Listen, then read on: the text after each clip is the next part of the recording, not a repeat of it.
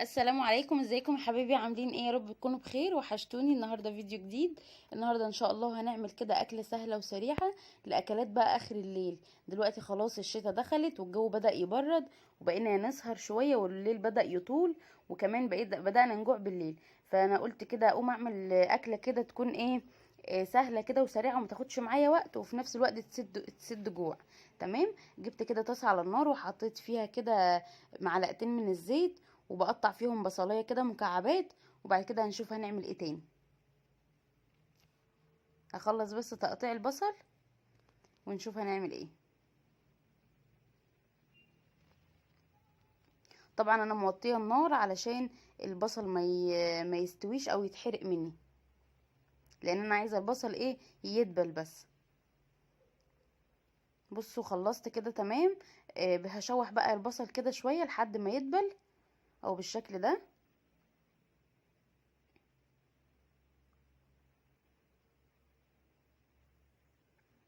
بعد ما بصوا دبل اهو، بقطع كده طماطمايه مقشراها.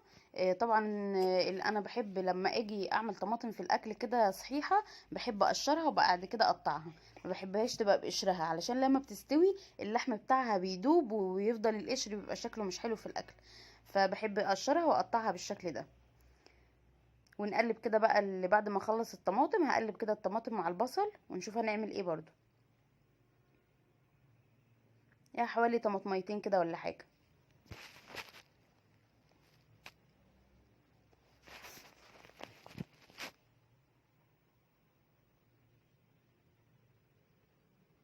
او كده تمام. نقلب كده البصل بقى مع الطماطم، وكل ده برضو على نار هادية، او بالشكل ده. هسيب بقى اللي هحط التوابل بتاعتي. معايا الملح كده، وهحط فلفل اسمر واقلبهم، وبعد كده هسيبهم بقى ايه، يتسبكوا مع بعض، او بالشكل ده، برضو على نار هادية.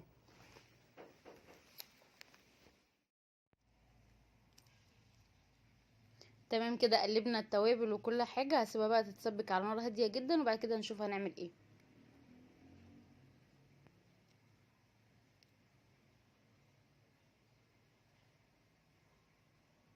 هي قربت اهو خلاص، بدأت تتكتك اهو.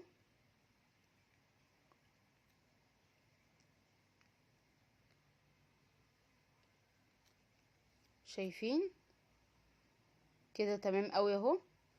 انا قلبتها تاني بس عشان ااكد لكم انها، بصوا خلاص اتسبكت، والميه بتاعتها اللي نزلتها الطماطم شربتها كلها.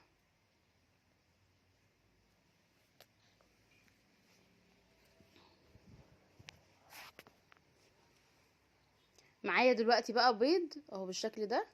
عدد البيض بقى اللي انت هتعمليه على حسب عدد افراد اسرتك، او على حسب الكميه اللي انت عايزه تعمليها. وهتكسري البيض كله كده اهو بالشكل ده.